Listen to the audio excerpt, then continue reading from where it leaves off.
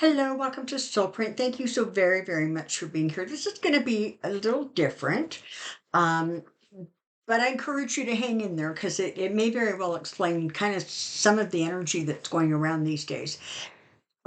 So, first, to my new subscribers, welcome. Thank you so very much for joining the Soulprint community. I hope you enjoy being here. To my donors, again, I thank you humbly, very, very much.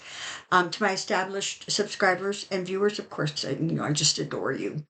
Um, if you're looking for a personal reading, in the drop box below, the information box below, there is an email address, soulprint888 at gmail.com. Feel free to just send me out an email and I will send you all the information you need to know. Okay, so a couple weeks ago, right after Joe Biden didn't step down. He removed himself from the running for president. Kamala Harris stepped in. So I had Kathy Beale on right after that, within a few days. Kathy Beale, by the way, for those of you who may not remember or weren't watching that particular episode, is her YouTube channel is called Professional Aquarian. And we were looking, or she was looking, I was listening to, horoscope information on Kamala and, Trump and Vance and etc. But one of the things she said was it really, really felt as if we had like jumped time.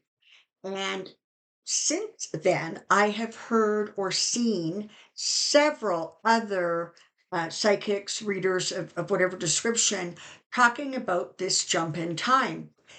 But I thought that I would just ask Spirit to explain it to us in a way so that we kind of understand what exactly it is that happened. So I'm going to explain it this way. All right, I'm going to use my top here. So this is where we are. This is where we were going. All right, so this is the journey from this place to this place. What happens when there's a jump in time is that this flips up. And so what happens is it's a much shorter space to get from current to where we should or would have been had we taken the longer route. I hope that makes sense.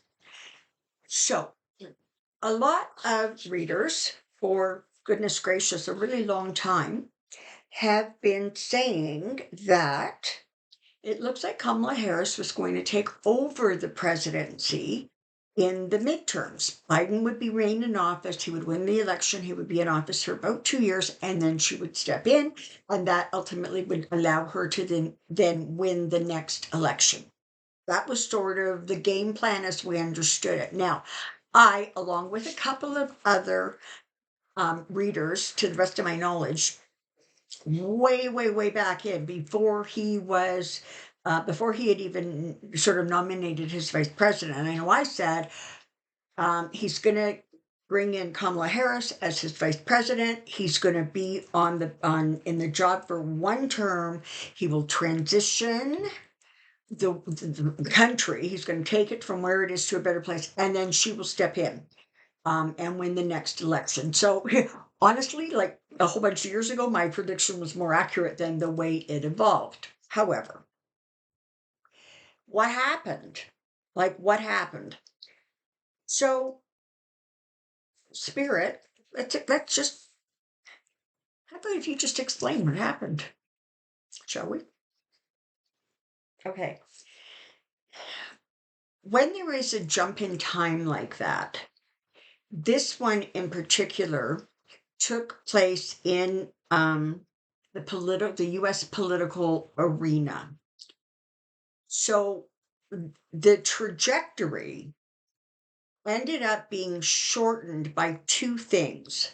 One was the fact that Joe Biden decided to not continue seeking reelection. The second jump, or the most important component, was the way Kamala Harris was embraced and all of the energy and momentum that went into, you know, completely and totally supporting her as the Democratic president, or choice for president. Um, There was no other contenders. There was no nothing. Everybody just swirled around her. What that did was it built up so much momentum that there was this leap. So when she sort of, based on what had happened in the last 3.5 years, when she was sort of scheduled to take over the presidency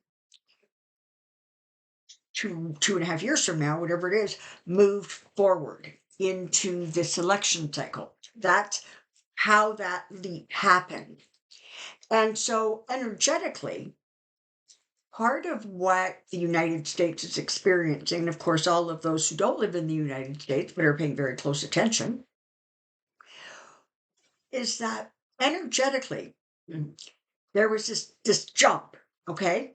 And so, what you're looking at is attitudes and behaviors that it would have still taken another 2 years to get to, such as um, frankly just acceptance of her as a um, Asian, South Asian, and Jamaican Black woman, just being a woman. Um, the kind of support that she was able to harness and gather. So, in many, many ways, the political landscape changed dramatically. What you're seeing is the Trump landscape still very, very much stuck in, August whatever 2024. Meanwhile, Kamala's is sitting at somewhere around 2026, right around the midterms. Which is why the things that Donald Trump is saying, which are just, oh my God, so racist and so misogynistic, that just appalling. Um, why they're not landing very well, why they're sort of, he's getting the kind of pushback that he's getting, in part because with all of the momentum that was built up around her, that energy surrounding her and those who support her were able to jump forward. In doing so, we've shortened the time span of growth or evolution. This is the interesting thing, and this sort of goes hand in hand with the whole idea of a dimensional shift between third dimension, where we live in, and up to the fourth dimension. This isn't something that just happens in a finger snap. There's an evolution to it. But what people don't maybe understand is that it doesn't happen for everybody all at once. It happens for, groups of people as they sort of continue to move up into the higher vibrations, which is why very, very often, especially in the United States, especially lately, it has felt as if that country is living in two different realities. I guess, the objective reality that most of us live in, and I guess that alternative reality that, Kellyanne Conway liked to talk about. So that's why there's this feeling like the different sort of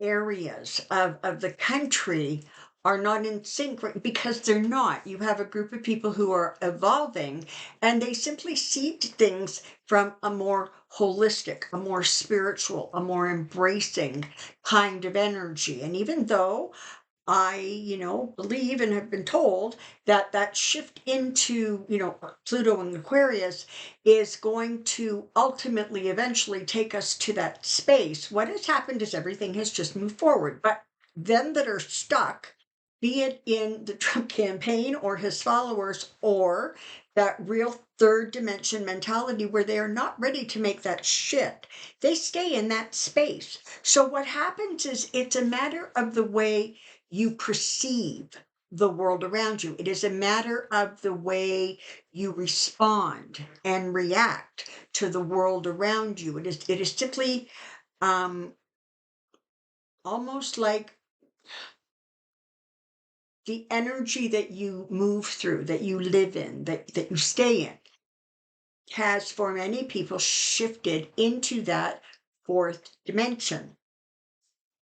And for some who are not ready to make the shift, and that's okay, they remain in that third dimension and they are then more attached to the indicators or reality of the third dimension. The third dimension is very much about, what you can see and what you can, hear and what you can touch. It's there's a more physical aspect to it.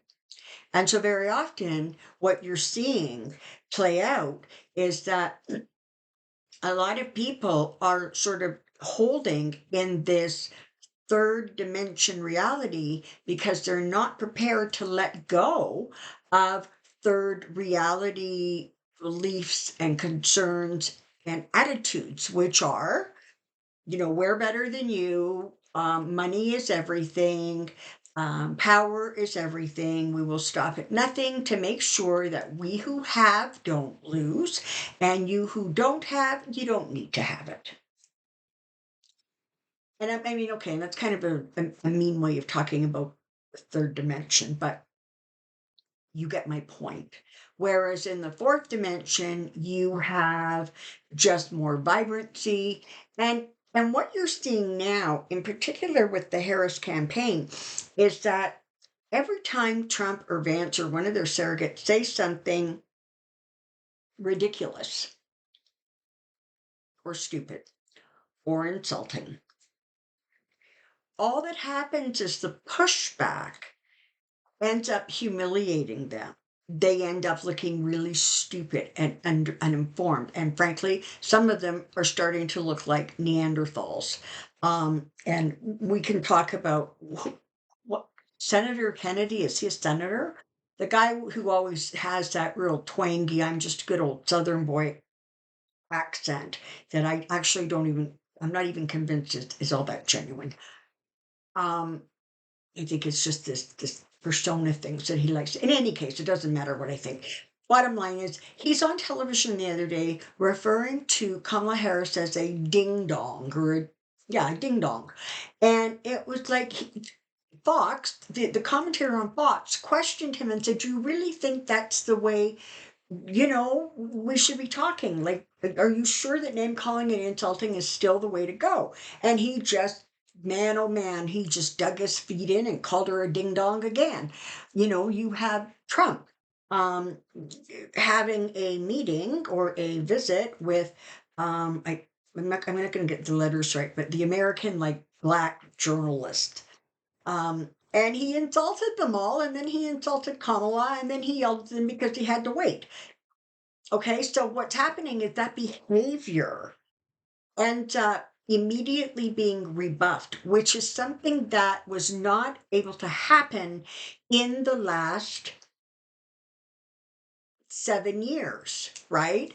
The Biden administration, and I love them, and we love them, but they didn't do a good job of that. They were never strong at messaging. It was sort of this perpetual attitude of, well, the people who are with us know that that's crap, and so we don't really have to respond to it. Whereas the Harris campaign, hell, they're responding to everything all over the place and right now and in real time. And so these guys are getting caught kind of with their pants down and they don't have a response. And so, unfortunately or fortunately, what they do is they, push back harder and they just end up looking foolish. That was also one of the things that Hillary Clinton was not able to do, was to push back as politely, but as firmly and as quickly as the Harris campaign has done. Part of it, sure, I'm sure part of it is just an advance in technology. Part of it is having people working her campaign who, frankly, are really tech savvy, right? And who understand how TikTok works and who understand, memes and all the rest of it, right? And so that is really, really what that does is that continues to create this momentum in that campaign. And more and more people are shifting into that flow of that 4D energy. And then there are some that are not. And as I said, it's fine, but it explains why, excuse me, I'm sorry. It explains why you have this feeling of two different realities. What is one of the most common things that you're hearing now with regards to the Trump campaign? They're out of step. They're not reflecting. Same thing is being said, right, about the Supreme Court. They're out of step. They're not reflecting the current attitudes and ideals of the United States. And they're all getting pushed back because those ideas and attitudes are no longer acceptable in that new energy dimension. Our feet are still firmly planted on planet Earth, okay? Um, but those in the fourth dimension, and in fact, some are shifting into the fifth, but they just see energy differently. They respond to the energy differently. They have very different attitudes. And so there's this energy that is propelling them forward, or that energy forward. And then there's this other energy that has become very slow and very sluggish. And well, it might have worked for Trump in the days gone by. It is not going to continue to work for him now. And they're so stuck in their, punch back harder attitude, and we don't need to correct anything we say, and what we think and how we feel is absolutely accurate. All they're going to do is continue to um, almost like solidify that base, that thinking. But what's happening, you heard they used the word solidify. What it's doing is it's slowing it down, and it's making it more sluggish, like a heavier, denser energy, because of course fourth dimension has a slightly higher and lighter energy and a slightly faster vibration. So that's kind of, in a nutshell, an explanation of what happened when there was this jump in time. So, what had everything stayed status quo, had Joe Biden continued to run, everything that's going on right now, you most likely would have seen around the midterms, the 2026 midterms. That is where this energy would have started to show itself and push forward and move forward. But because of all of the amazing energy that immediately surrounded Kamala Harris, what has happened is that that timeline was able to jump. And so we are basically experiencing the energy that was sort of scheduled to happen in 2026 happening here in 2024. I hope that made that clear, because there's a lot of talk about it, but I just want people to kind of understand some of the logistics of it, right? The way in which it sort of unfolds, and how that works and how it looks. I think very often over the past, when we talk about this shift into this other dimension, a lot of sort of there was this idea that it would just happen simultaneously to everybody, or people shifted, literally physically shifted into another dimension. The shift takes place energetically. And we all know that the energy connected to our thoughts and our actions and our words create a reality. But the reality, you will continue to see as being more inclusive. You are going to see a lot of thinking outside the box. You're going to see the younger people, those Gen Zs and the millennials. Their thought processes are very, very different. And they think very differently. And honestly, they function at a different vibration than we do, by and large. And so what you're seeing is that they no longer accept the idea of, well, it can't be done because it's never been done, because no, it just can't be done. We've never done it, and so therefore no. And their response to that is, would you just kind of move out of my way, please, so we can see if we can actually get it done in a different way. And that's what you're having. So you're going to see a lot of thinking outside the box.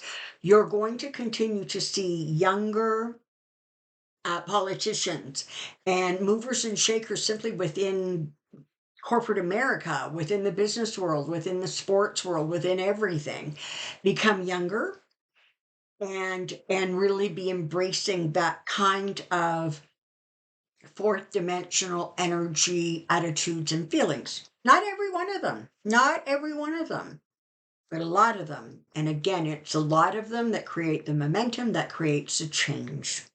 So ultimately, will things change in this third dimension? Will that be impacted by changes within the fourth dimension? Well, yeah, because, for example, there's going to be a different way of thinking about energy, of thinking about climate change, of thinking about pollution, thinking about equality. You know, there are many who are still in that place that we all inhabited for a long time, but there's more who are shifting up. And you can see that based on election results in other countries where that kind of there is us and frankly kind of nobody else, because nobody else actually really matters, just the elites, just the rich, just the wealthy. It didn't work in the last 3 elections that we know of, right? Didn't work in France. It didn't work in the UK. It didn't work in Iran. And I'm here to tell you, it ain't going to work in the United States. Other countries, including Canada, are going to be impacted by this shift because, no, it's not only one country that's doing it. There's all of these sort of interesting jumps in time, but the reality is, even though they might look different and feel different and have different timing, bottom line is they're all shifting into that higher vibration. Okay. I hope that that is slightly more clear than mud. Thank you very, very much for being here. I know that this was not exactly a political reading, but I think it was really important that we understand that momentum and that energy. And most important, that we understand the power of it. And we start to understand the power we individually have, most especially when we come together for a common good or a common cause or a higher vibrational idea. So, what is it she always says? Let's do it. Let's go. We're not going back. They all apply.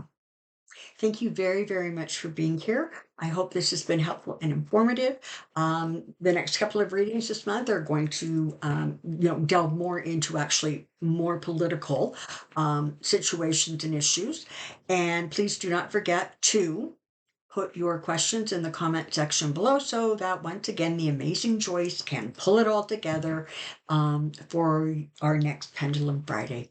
Thank you very, very much for being here. Have an amazing day. Until next time, take care, be well. Bye bye for now.